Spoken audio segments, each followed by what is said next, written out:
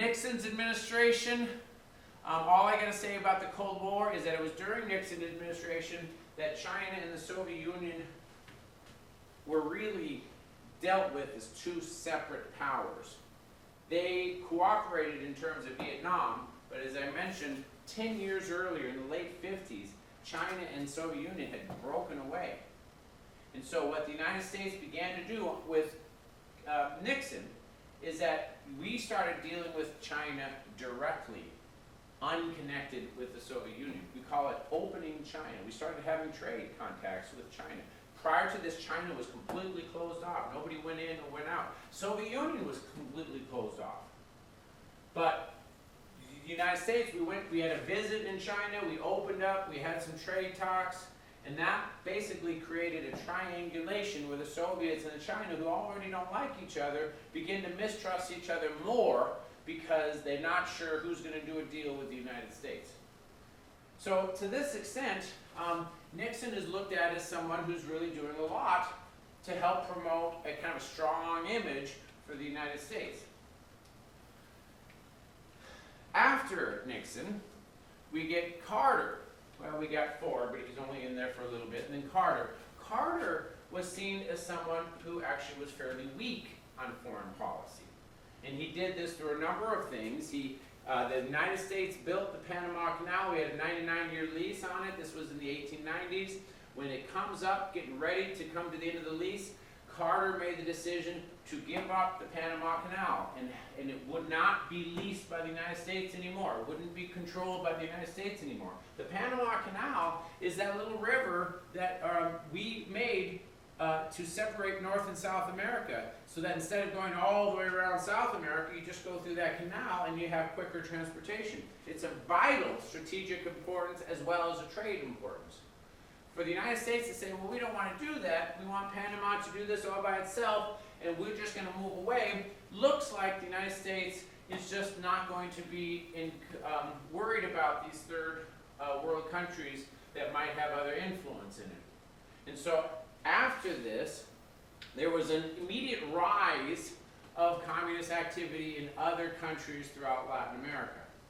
At the same time, we had another kind of a difficulty. Soviet Union advanced into Afghanistan, and Jimmy Carter's response was to not do anything at all. This is an example where the Soviet Union goes in the Middle East, there's a line, they cross, and the U.S. has no response, which means that I can cross that line, maybe I can cross another line. The last thing was in Iran.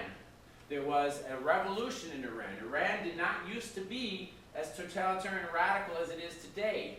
Prior to the revolution, Iran was just it was a third world country, was non-industrialized, but it was relatively friendly to the West.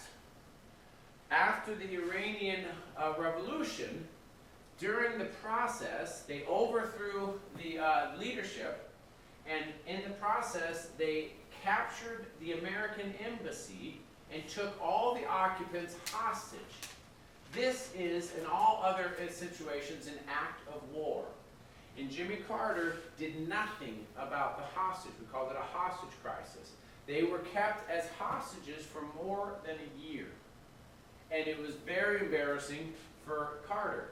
It made the United States look weak, and as a result, then we see the Soviets kind of expanding throughout the world. This caused a great deal of reaction at home. Not only did the Republicans challenge Carter, but even many Democrats within his own party began to challenge Carter, saying, you need to stand up, you need to step up, we need to do something. In 1980, Reagan wins the election, President Ronald Reagan, and he wins on a wave of reactions on lots of different fronts. Reaction against Carter, appeasement basically means Carter's appearance of being weak. The fact it looks like he's not strong enough and it allows the Soviet Union to expand. It's a reaction against the economic recession.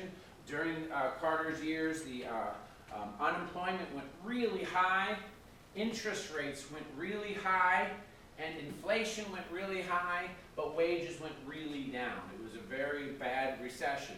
And so there was a reaction against the economy, a reaction against foreign policy, and then there was also just generally a reaction to all that radical stuff that people are still thinking about in the 60s, late 60s, early 70s, and Carter doesn't seem to have much of a position on that. So Reagan comes in with kind of as an antidote to all this. He came in with a very strong success, electoral success in 1980. When he's in office in 1984, he wins the election by an even greater success, bigger than what Nixon had had before. In fact, I actually remember the 84 election. Every single state except one went for Reagan. Every single state, 49 states went for Reagan. It was just as shockingly lopsided as you can. He really kind of turned around the image and the presence of the president. This is one of the reasons why conservatives all love Reagan. It's also obviously kind of one of the reasons why the liberals hate Reagan, because he was like the hero, and it was a huge shift in American political alignment. Most people in the 80s were Republican. Most people were Reaganites. And so that's why the liberals didn't like him. That's also, of course, why the conservatives do. And even today, we're looking at 30, 40 years, people on both sides of the party often will point to Reagan. So conservatives will say, I'm a Reagan conservative, and that's what I'm campaigning on. Liberals will sometimes say, I'm a Reagan Democrat, which means that I'm doing the things that Reagan would have done that was reaching over to the other side. And so both sides today look at him kind of in this positive light, even though the radicals and liberals still don't like him